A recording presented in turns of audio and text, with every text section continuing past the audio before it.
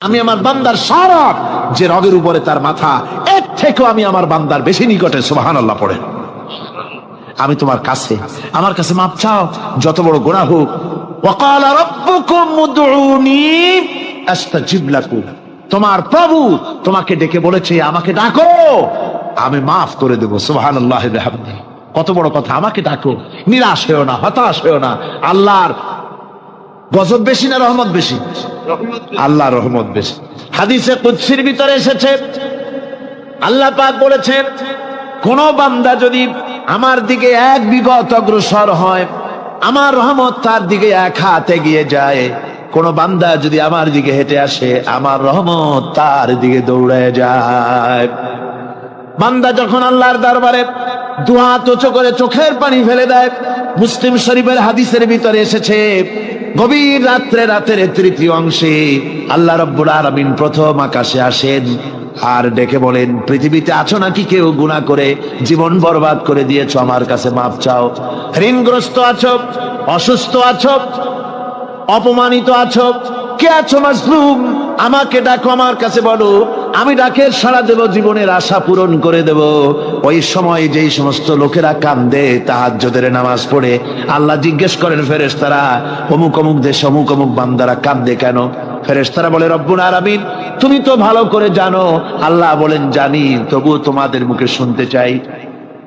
তারা বলে, রব্বুল আলামিন তোমার এই বান্দা গুনাহ করেছে, গুনার জন্য মাপ চায়, জাহান্নাম থেকে বাঁচতে চায়। আল্লাহ পাক বলেন, ফেরেশতারা আমার এই বান্দারা আমারে দেখেছে নাকি? বলে দেখে নাই। বলে আমার দোজখ দেখেছে নাকি? বলে না, তাও দেখে নাই। আমার বেহেশত দেখেছে নাকি? বলে না, তাও দেখে নাই। আল্লাহ পাক বলেন, ফেরেশতারা সাক্ষী থাকো, ওরা আমাকে দেখে নাই, আমার বেহেশত দোজখ কিছুই দেখে নাই, শুধুমাত্র আমার নবীর কথা, আমার কোরআনের কথা বিশ্বাস করে আরামের ঘুমকে হারাম করে যেভাবে তারা কাঁদতেছে, সাক্ষী থেকে যাও ফেরেশতারা, আমার রহমতের দরিয়ায় জোশ মেরেছে, আমার ওই ক্রন্দনরত বান্দাগুলিকে আমি আল্লাহ মাফ করে দিলাম। সুতরাং মুমিন বান্দা যারা, আল্লাহর মুমিন বান্দা যারা, এই ইমানের কোয়ালিটি, এটাও হতাশায় নিরাশায় ভেঙে পড়বে না। গুনাহ তো মানুষই করে, গুনাহ হয়ে গেছে, মাপ চাও। তোমার গুনাহ কদ্দুর? তোমার গুনাহ যদি হয় পাহাড় সমান, আল্লাহর রহমত আকাশ সমান। জাহান্নামের কঠিন শাস্তি থেকে বাঁচতে হলে আল্লাহর প্রতি ঈমান আনতে হবে। আর ঈমান আনলে যে কোয়ালিটিগুলি হওয়া উচিত, সেগুলি আমি আপনাদের সামনে আলোচনা করছি। এরপর আরেকটি কোয়ালিটি হবে মুমিনের, তা হলো কঠোর কঠিন বিপদে অবিচল থাকবে, বিপদে ভেঙে পড়বে না। বিপদ আপদ, শত্রুতা, ক্ষয় ক্ষতি যা কিছু হয় সবই আল্লাহর পক্ষ থেকে, এটা মেনে নিতে হবে এবং ধৈর্য ধারণ করতে হবে। বিপদ মুসিবত শুধু উম্মতের জন্য নয়, দুনিয়ার সমস্ত নবীদের বিপদ এসেছে, হয় নাই? নবীদের বিপদ আসে নাই? কোরআনে কারীম থেকে শুনুন, আল্লাহ রাব্বুল আলামিন বলেন, وَكَذَلِكَ جَعَلْنَا لِكُلِّ نَبِيٍّ عَدُوًّا مِنَ الْمُجْرِمِينَ। আল্লাহ পাক বলেন, এমনি করে আমি সকল নবীদের শত্রু বানিয়ে দিয়েছি সব পাপিষ্ঠ আর অপরাধ প্রবণ লোকদেরকে। প্রত্যেক যুগে নবীদের শত্রু ছিল, প্রত্যেক যুগে নবীদের কি ছিল? শত্রু ছিল। সে শত্রু কারা ছিল? আল্লাহ পাক বলছেন, নবীদের শত্রু ছিল পাপিষ্ঠ আর অপরাধ প্রবণ লোক, এরাই ছিল নবীদের দুশমন। রাসূলগণের অবস্থা যদি এই হয়, তাহলে তার উম্মত, ওই দিনের ধারক বাহক যারা, তাদের বুঝি বিপদ আপদ হবে না নাকি? হবে কিনা? তো ইসলামের বিরোধিতা যারা করে, কোরআনের পরিভাষায় বলা হয়েছে ইসলামের দুশমন, নবীদের দুশমন। দুনিয়ার সব পাপিষ্ঠ আর অপরাধ প্রবণ লোকেরাই ইসলামের দুশমন হয়, নবীদের দুশমন হয়। আজও দেখেন, আজও তাকিয়ে দেখেন, ইসলামী আন্দোলনের বিরোধিতা যারা করে তারা পাপিষ্ঠ চরিত্রের কিনা, তাকায় দেখেন, খুঁজে দেখেন, সর্বত্র খুঁজে দেখুন, খুঁজে দেখুন। যারা ইসলামী আন্দোলনের বিরোধিতা করে, যারা ইসলামকে মিটিয়ে দেওয়ার চেষ্টা করতেছে, যারা ইসলামকে মৌলবাদ বলে, ইসলামকে সাম্প্রদায়িক বলে, কোরআনে কারীমের কথা কত স্পষ্ট যে নবীদের দুশমন হয়, ইসলামের দুশমন হয় মুজরিম লোকেরা, অপরাধ প্রবণ আর পাপিষ্ঠ লোকেরা। আজও আমরা দেখতে পাই এই শ্রেণীর লোকেরা পাপিষ্ঠ এবং সবচাইতে সমাজের নিকৃষ্ট ধরনের চরিত্রহীন লোক। নামাজ নাই, আপনি খুঁজে দেখেন ইসলামী আন্দোলনের বিরোধিতা যারা করছে, যারা নেতৃত্ব দিচ্ছে, নামাজ নাই, রোজা নাই, চরিত্র নাই, হজ নাই, যাকাত নাই, মদ, জুয়া, জেনা, ব্যভিচার ইত্যাদিতে লিপ্ত। চেহারা দেখলে ছেলেপেলেরা 2 গ্লাস পানি খায় ভরসটে। কথা ঠিক কিনা কর?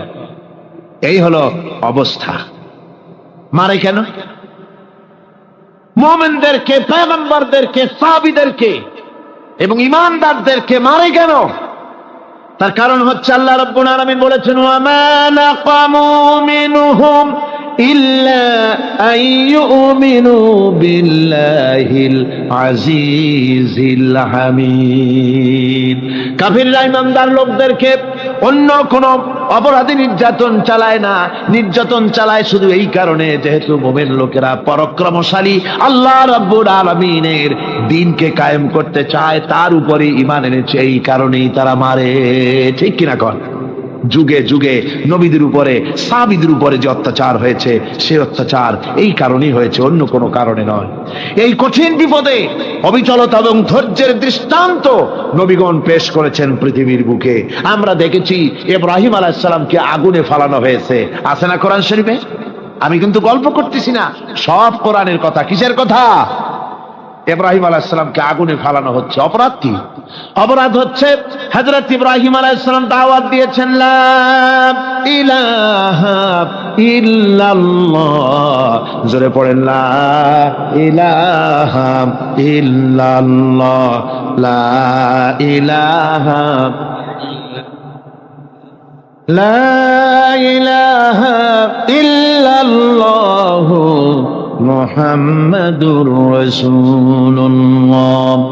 হযরত ইব্রাহিম আলাইহিস সালাম দ্বীনের দাওয়াত দিয়েছেন, এক আল্লাহর দাওয়াত দিয়েছেন, ঈমানের দাওয়াত দিয়েছেন। আর কোন অপরাধ ছিল না। নমরুদ সহ্য করতে পারল না।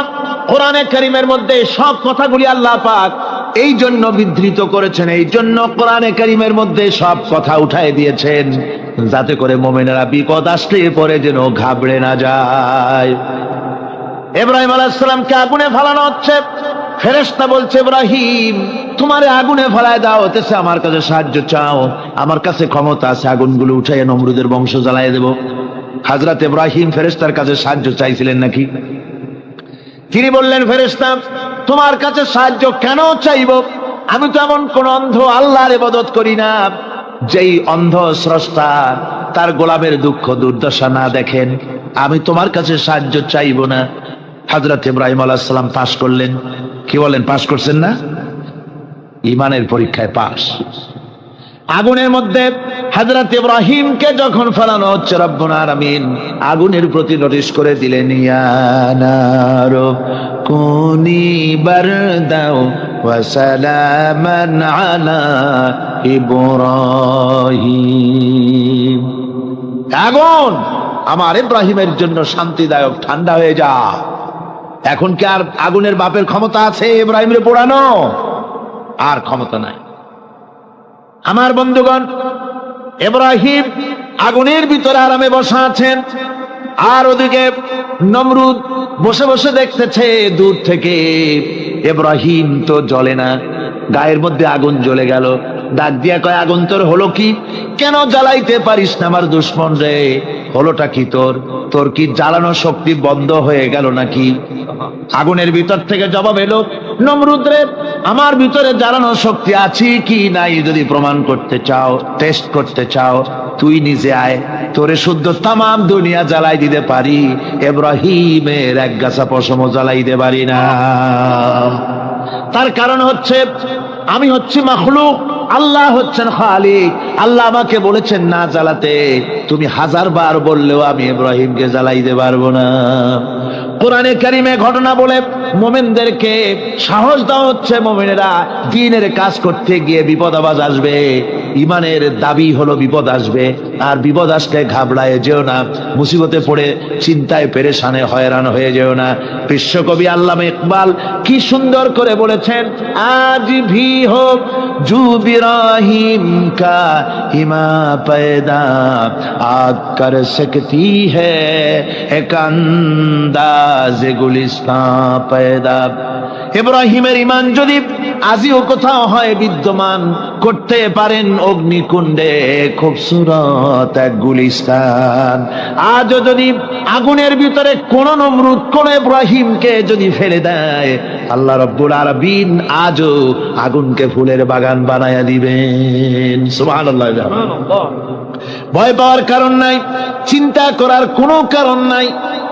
আমার বন্ধুগণ, হযরতে হুদ আলাইহিস সালামকে যখন সমাজের লোকেরা, রাষ্ট্রের লোকেরা ঘিরে ফেলে দিল, সমাজ শক্তি, রাষ্ট্র শক্তি যখন তাকে ঘিরে ফেলে দিল, ষড়যন্ত্রের পাহাড় তুলে দিল, তারে মেরে ফেলে দিবে, হযরত হুদ দেশ থেকে তার পালায় গেলেন না, ভয় পেলেন না।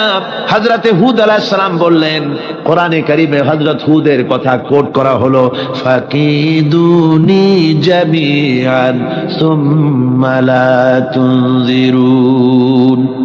সম্মিলিতভাবে ষড়যন্ত্র করো আমার বিরুদ্ধে, সবাই মিলে ষড়যন্ত্র করো, সুম্মা লা তুনজিরুন, আর আমাকে এতটুকু অবকাশ তোমরা দিও না। ইন্নী তাওয়াক্কালতু আলাল্লাহি রাব্বি ওয়া রাব্বিকুম, আমি ভরসা করেছি সেই আল্লাহর উপরে, যার কুদরতি হাতের ভেতরে, যিনি আমাদের রব তোমাদেরও রব, আর যার কুদরতি হাতের ভিতরে তামাম পৃথিবীর জানগুলি যার হাতে, সে আল্লাহর উপরে ভরসা করেছি। ষড়যন্ত্র যদ্দূর আছে করতে থাকো, আমি ষড়যন্ত্র পরোয়া করি না। সুবহানাল্লাহ পড়েন। এটাই হলো মুমিনের কোয়ালিটি। শুধু ঈমান, লা ইলাহা ইল্লাল্লাহ মুহাম্মাদুর রাসূলুল্লাহ, গরুর গোশত খাই, আর রবিউল মাস আসলে পরে ইয়া নবী সালাম আলাইকা, ইয়া রাসূল সালাম আলাইকা, তারপরে গরম গরম জিলাপি আর রসগোল্লা খাইলাম খুব বেশি করিয়া, এর নাম মুমিন নয়। মুমিন হচ্ছে তার চলায় ফেরায়, ওঠায় বসায় সাহসিকতার তার এক আন্দাজ তৈরি হবে সে। আমার ভাইয়েরা, বিপদে অবিচলতা আমাদেরকে পয়গম্বরেরা শিক্ষা দান করেছেন। আমরা দেখতে পেয়েছি বিশ্বনবী জনাবে মুহাম্মদুর রাসূলুল্লাহ সাল্লাল্লাহু আলাইহি ওয়াসাল্লাম হিজরতের রাত, কাফেররা চতুর্দিকে দাঁড়ানো, হযরত জিবরাইল এসে বলেন, ইয়া রাসূলুল্লাহ, হে কাফেররা চতুর্দিকে ঘিরে দাঁড়িয়েছে, গভীর রাত, এখন হাতে তাদের তরবারি, সকাল হলে পরেই তারা আপনাকে মেরে ফেলে দিবে, তাড়াতাড়ি ওঠেন, মদিনার দিকে চলে যান। আল্লাহ নবী ঘুমের থেকে জেগে হযরত আলীকে ডেকে বলেন, আলী, আল্লাহ অর্ডার করেছেন আমি মদিনায় চললাম, আমার বিছানার পরে আমার চাদর গায়ে দিয়ে শুয়ে থাকো। হযরত আলী বলেন, আল্লাহর হাবিব, আপনার চাদর গায়ে দিয়ে ঘুমিয়ে থাকবো, সকালবেলায় কাফির বেঈমানেরা আপনার বিছানার পরে আপনার চাদর গায়ে দেওয়া অবস্থায় আমি আলীকে তারা মুহাম্মদ মনে করবে, আর আমি আলীকে নবী মনে করে তারা তাদের তরবারি দিয়া কেটে কেটে টুকরা টুকরা করে আমারে বিদায় করে দেবে দুনিয়া থেকে। এতটুকুনো পরোয়া করি না, বরং আমার দিলের মধ্যে এটাই তৃপ্তি থাকবে যে আমি আলীর জীবনের বিনিময় আল্লাহর হাবিব দুনিয়ায় বেঁচে আছেন।